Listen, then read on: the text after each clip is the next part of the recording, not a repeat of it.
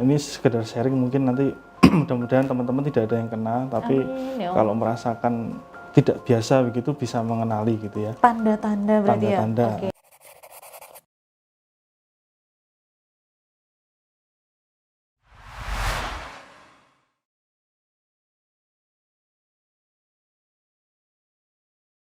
Oke, assalamualaikum warahmatullahi wabarakatuh. Selamat pagi sahabat NH sekalian.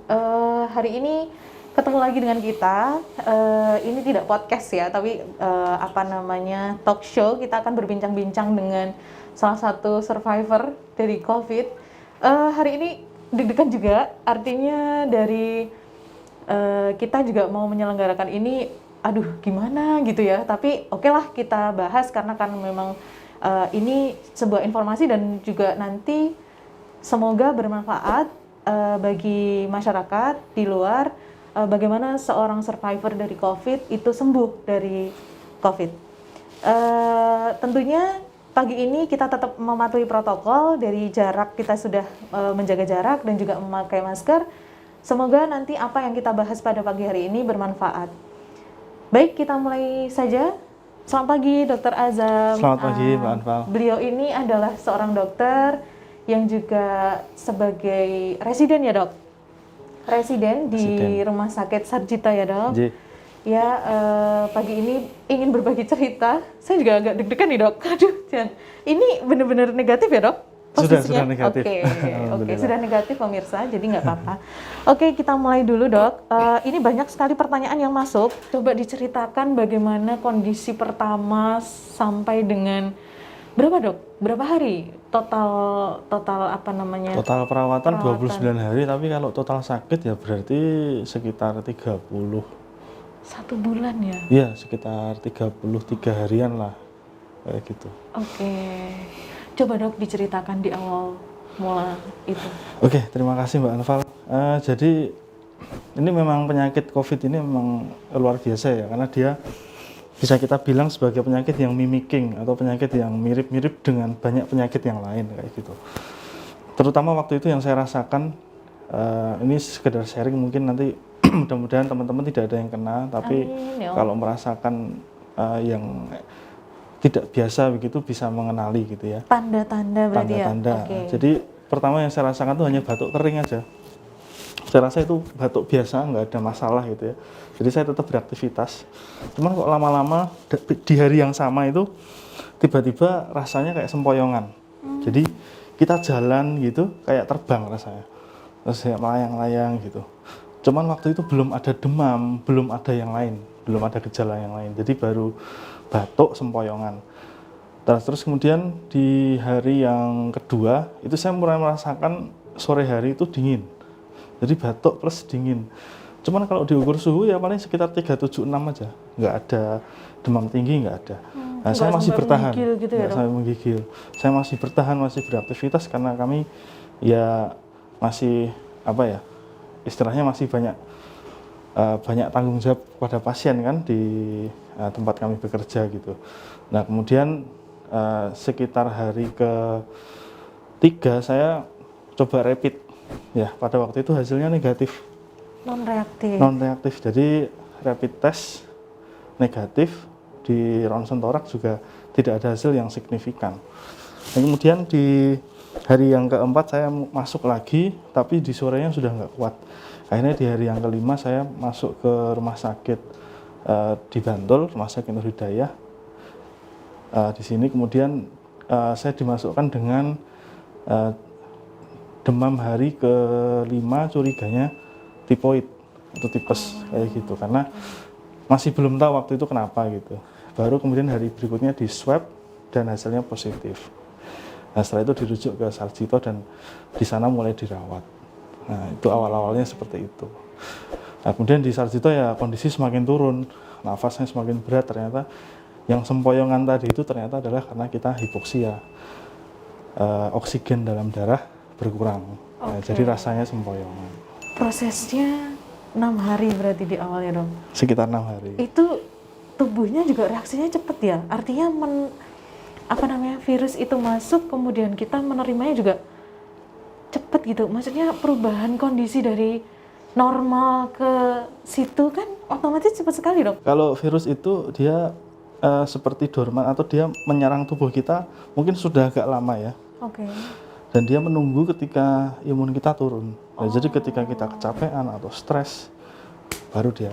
Tapi sebentar dok, tadi dikatakan ronsen torak tidak menandakan signifikansi bahwa di situ ada virus. Betul. Iya. Berarti belum bergejala atau gimana tuh? Iya, dari belum. aspek medisnya. Jadi memang waktu itu ada gambaran infiltrat ya, ada infiltrat di paru-paru yang sedikit tapi, jadi itu tidak spesifik untuk COVID. Jadi untuk penyakit yang lain pun bisa, atau mungkin untuk infeksi kronis yang dulu mungkin saya pernah dapat waktu kecil, batuk biasa gitu, itu bisa. Cuman jadi tidak terdeteksi sebagai khasnya COVID kayak gitu. Oke. Rasanya gimana dong itu? Wah, rasanya ya saya yang paling nggak kuat sebenarnya sempoyongannya sih, sebetulnya itu kayak kita mau jatuh gitu ya. Lagi pula ketika kita masuk ke Gatot Kaca, masuk ke ruangan yang khusus intensif care untuk COVID itu, memang kemudian ditambah ada rasa demam yang luar biasa meningkat ya. gitu ya. Sampai waktu itu suhunya 40,7 ya. Ya sekitar 39-40-an itu tubuh rasanya emang sangat nggak enak sekali ya Mbak ya. Jadi terapinya apa dok di sana dok? terapinya sesuai gejala plus ada antivirus sama antibiotik karena sudah double infection dengan pneumonia dengan bakteri ya. Jadi karena virus dia menurunkan sistem imun, maka infeksi bakteri masuk juga. Kita menyaksikan sendiri, saya sempat haru nih dok. Artinya melihat postingan dari dokter Sagiran, postingan dari keluarga bahwa ada yang terinfeksi dan lain sebagainya itu iya memang ada dan nyata. Setelah dari rumah sakit otomatis kan tadi masuk dulu sebelum di Sarjito tadi di rumah sakit Nur Hidayah ya. Yeah. Berarti di tracing dok. Selain itu, Ya, selain dokter semuanya di sendiri. tracing ya, semuanya di tracing. Keluarga yang nungguin di tracing. Ini memang seperti suatu keajaiban ya Mbak ya. Istri saya yang nungguin saya semalaman, orang tua saya yang nungguin semalaman, itu di tracing negatif hasilnya. Sempat saya juga nginep di rumah adik saya, Iya. juga alhamdulillah di tracing negatif kayak gitu. Semuanya negatif. Semuanya negatif. Nah malah Oke. waktu saya ke rumah mertua, nah kemudian malah ternyata mertua saya positif, Oke. yang ayah mertua saya dan juga eyang mertua. Nah, Oke. dua itu. Bisa dikatakan pilihan ya dok. Artinya Qadarullah ya. iya. Qadarullah. Oke. Agak sulit dihitung dengan kalkulasi manusia karena ya istri saya itu sampai karena kita pakai sikat gigi juga barengan gitu. Kita kan nggak tahu kalau itu COVID kan, itu ternyata alhamdulillah negatif juga. Kalau menurut dokter itu karena apanya dok? Allahu a'lam ya, Allahu a'lam. Mungkin secara kalkulasi matematika sebetulnya seharusnya Kena. Karena kan kontak ya, tidak Kontak. hanya kontak. Direct kontak bahkan. Iya, teman-teman. Di sini nyata sekali bahwa kita harus selalu mematuhi protokol itu karena kita nggak pernah tahu. Ibaratnya kita berkerumun, kita nggak tahu dia pembawa Betul. atau tidak. Lagi dok, Iya. yang mungkin menjadi pertanyaan ketika di bangsal rumah sakit Sarjito, dokter pakai alat bantu nafas.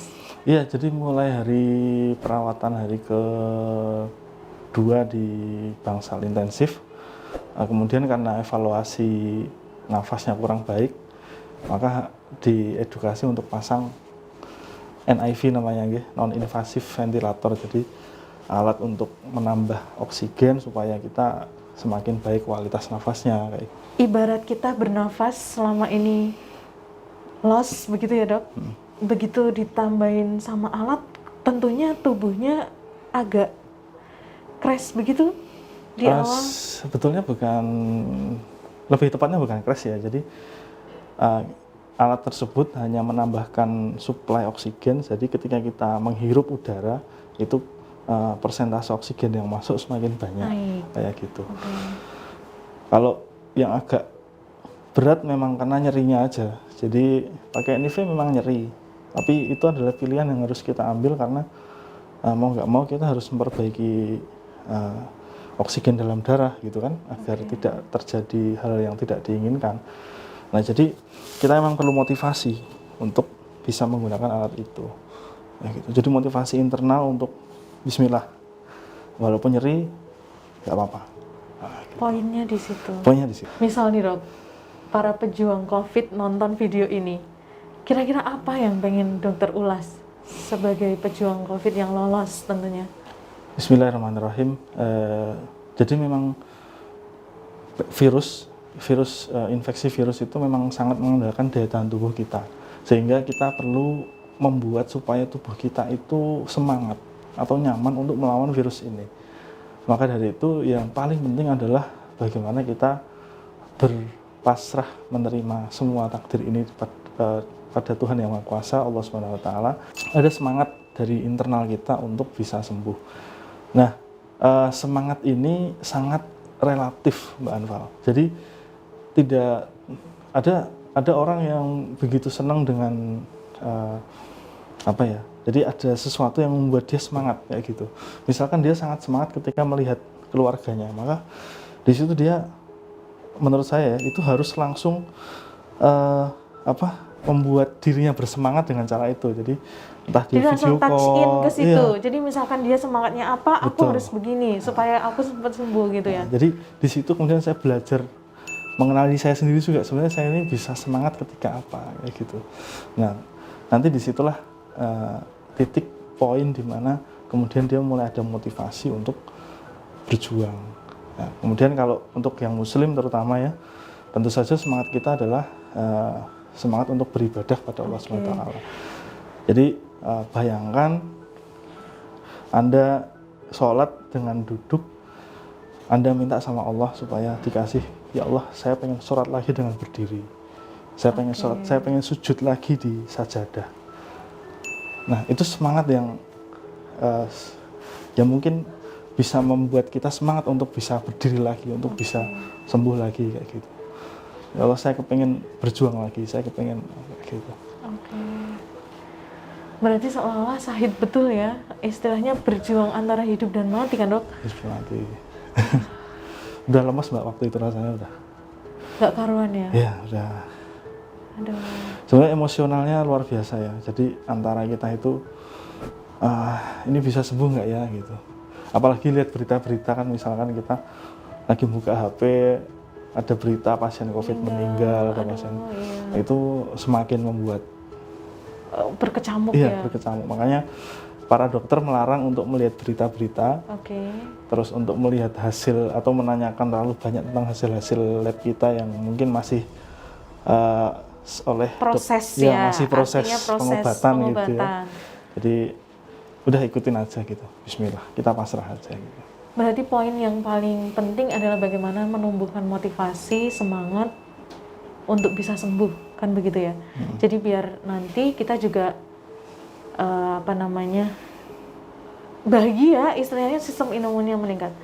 Oke, sahabat NH, terima kasih atas waktunya. Nanti jangan lupa di subscribe dan juga klik tombol loncengnya. Assalamualaikum warahmatullahi wabarakatuh.